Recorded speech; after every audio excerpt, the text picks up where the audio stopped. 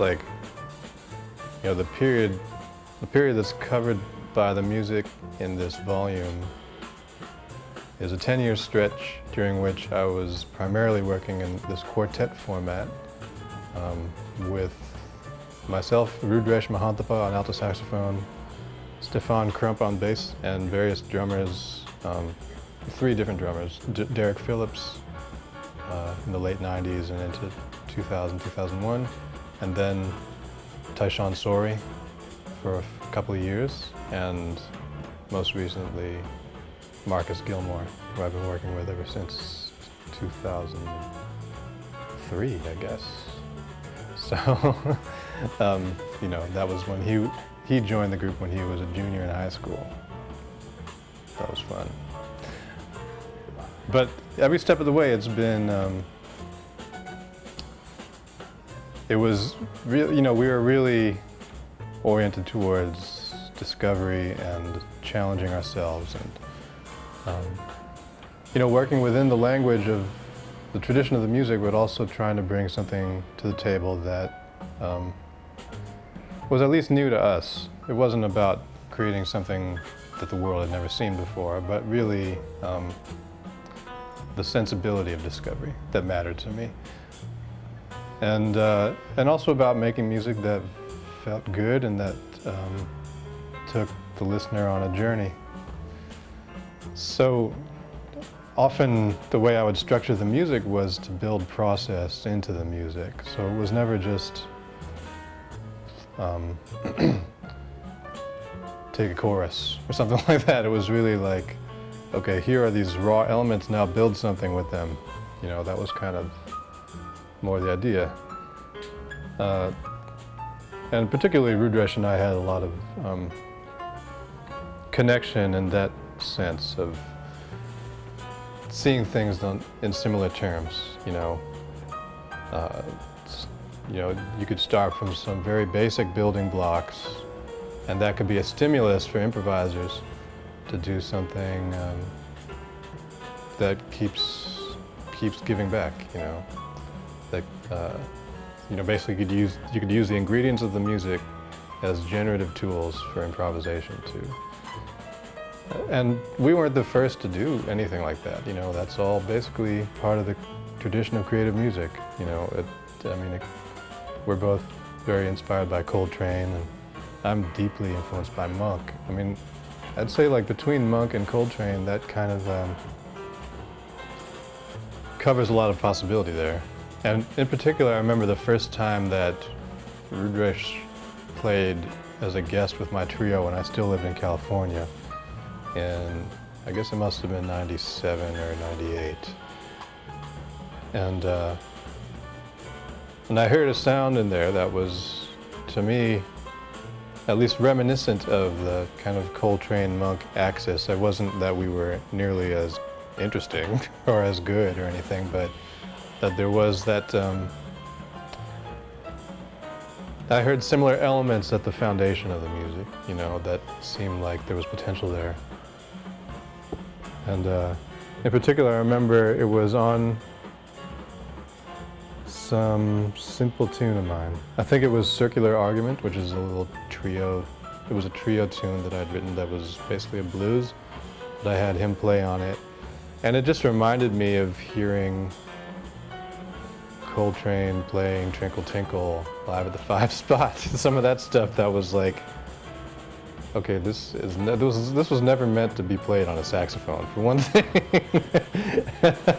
And then hearing those ingredients kind of transferred to the saxophone, and then sort of like what it brings out of the whole ensemble as just like those elements sort of impelling the improvisers was really inspiring to me as a sound. And like I said, we weren't anywhere close to the level of what those guys were doing, but it was, I guess I just heard a similar kind of grain of inspiration in there. So that was sort of the sound that I had in my head around 97, 98, when I thought, well, let me try some more music like this. Let me just kind of try to push this a little further.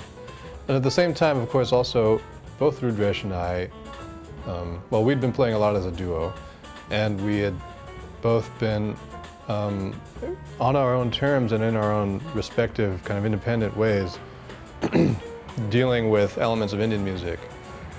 For me, mostly rhythmic elements from Indian music, and for him, at the time, mostly melodic ideas from Indian music and timbral ideas, kind of transferring that to the saxophone and stuff like that.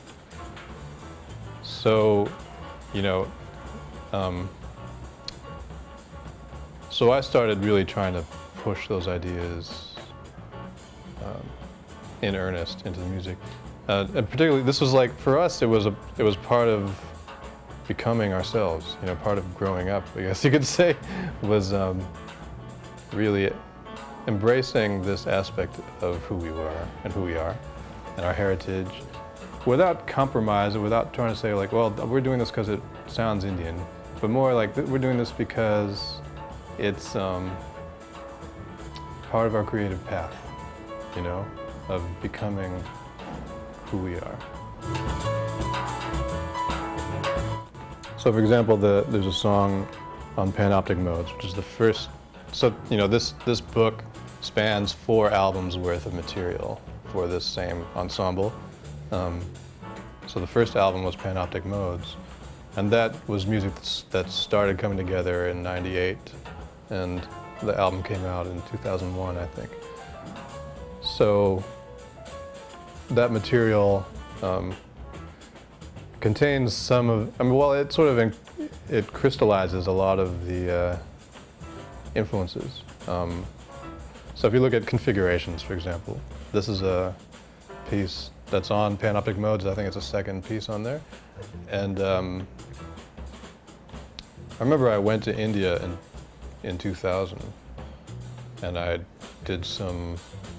went with Steve Coleman, and he and I kind of did these study workshops with Umayal Param Shivaraman, who's an incredible South Indian percussionist, a legend and a teacher and a great performer. And prior to that, Rudresh and I had done a project with Trichy Shankaran, who's also one of the great living legends of Mridangam, the South Indian drum. So between those two guys, I'd learned a lot about putting rhythms together. So Configurations was in fact written originally for the trio of me and Rudresh and Trichy Shankaran. And it has a rhythmic phrase that lies across 3 cycles of 7 beats. But that rhythmic phrase is not 7s, it's 5s and 6s. So it kind of cuts across, it's a cross rhythm essentially. And when you hear it by itself, as the song starts, you just hear the figure and you don't hear the ground. And then when the ground comes in, and then the figure comes in across it, you hear it in a very different way. So I was just interested in that, basically the way that these kinds of cross rhythms can create this dialogic space for rhythm and for improvisation. You know, so that, but then also, if you look at the harmonic content, it's a bunch of major chords separated by major thirds, you know, so it has this Coltrane influence too. And also the way things are voiced was very influenced by Monk, a lot of dyads and stuff. And then also the way I found, like the best way I found to kind of improvise on it was to think about Bud Powell. You know, and particularly like him playing on Un Poco Loco and some of that stuff. Because he had a way of sounding, I mean, it's a lot of material, a lot of information in his lines, but it also has a real relaxation in it that I was really striving to achieve at that point.